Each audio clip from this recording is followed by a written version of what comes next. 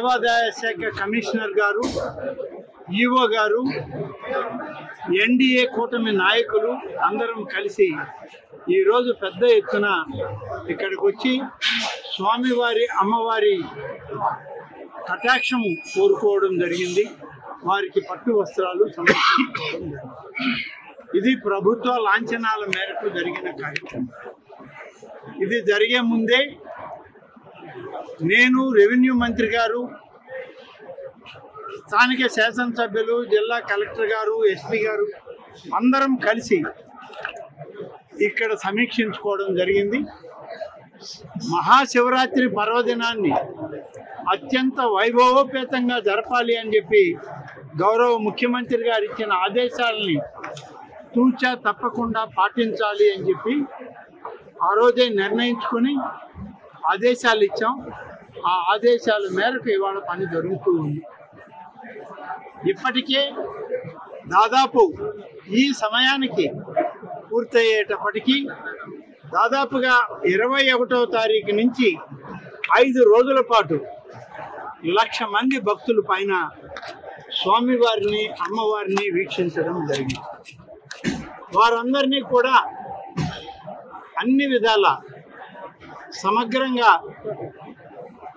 పూర్తి స్థాయి సంపూర్ణంగా వాళ్ళు స్వామివార్ల యొక్క దీవెనలు పొందే విధంగా ఏర్పాట్లు చేయడం పూర్తయింది. అలాగే ప్రతి భక్తుడికి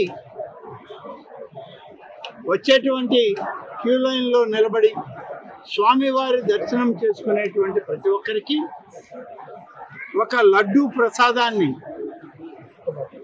ఉచితంగా పంపిణీ చేయడానికి నిర్ణయించుకున్నాం. నిర్ణయించిన మేరకు ఆలయ పాలక వర్గం, ఇవాళ ఉన్నటువంటి అధికార యంత్రాంగం, శాసనసభ్యుని యొక్క నాయకత్వంలో లడ్డూ ప్రసాదాన్ని పంపిణీ చేయడం జరుగుతూ ఉంది. 50 రూపాయలు క్యూ లైన్ గతంలో ఉండేది. ఇప్పుడు ఆ క్యూ లైన్ కూడా తీసివేసి దాన్ని కూడా ఉచిత క్యూ లైన్ కిందనే కన్వర్ట్ చేయడం జరిగింది.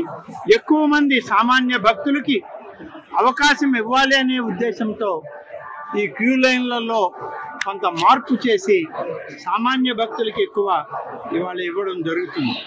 అలాగే 27వ తారీఖు రేపు మహాశివరాత్రి, లింగోద్భవం తర్వాత 27వ తారీఖున స్థానికులకు వచ్చేటువంటి అందరి భక్తులకు కూడా ఉచిత దర్శనమే ఉండాలి అని చెప్పి అధికారులకు సూచించాం.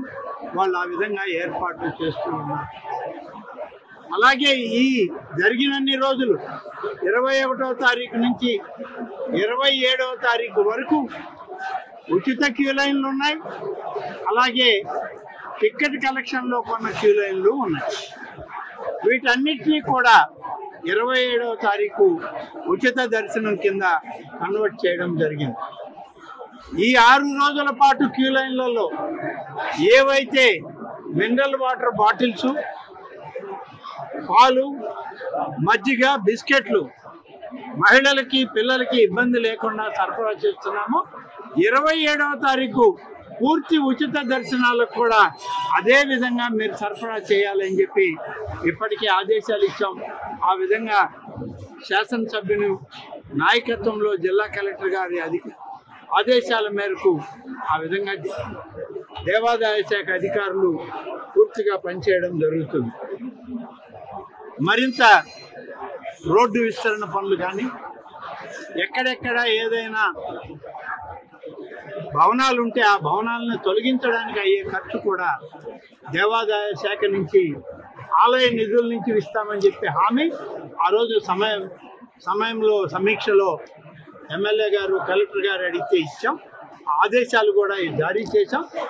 శివరాత్రి మహోత్సవాలు పూర్తయ్యాక ఇంకా విస్తృతంగా ఈ ప్రాంతాన్ని అభివృద్ధి చేయడానికి అధికారులకి పూర్తి స్వాతంత్రాలు కూడా ఇవ్వడం జరుగుతుంది. రోడ్డు విస్తరణ పనులు కూడా చేయడం జరుగుతుంది.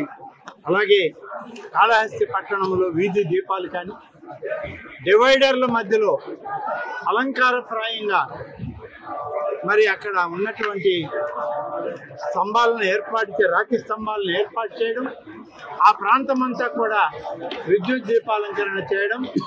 అలాగే నేను అనేక సందర్భాల్లో శ్రీకాళహస్తీశ్వరుని యొక్క ఆశీస్సులు తీసుకోవడానికి గతంలో వచ్చాను, ఇవాళ కూడా వచ్చాను. ఇవాళ ప్రభుత్వ ప్రతినిధిగా ముఖ్యమంత్రి చంద్రబాబు నాయుడు గారి ఆదేశాలతో వారి ఆశీస్సులతో ఇక్కడికి వచ్చాను. ఈనాడు ఇక్కడ జరిగేటువంటి ఈ యొక్క శివరాత్రి ఉత్సవాలను చూస్తే ఎంతో శోభాయమానంగా ఉన్నాయి. ఈ విద్యుత్ దీపాలంకరణ చూస్తే చాలా కన్నుల పండుగగా కనిపిస్తుంది. ఇది ఎప్పుడూ లేనంత శోభని చేకూర్చుంది.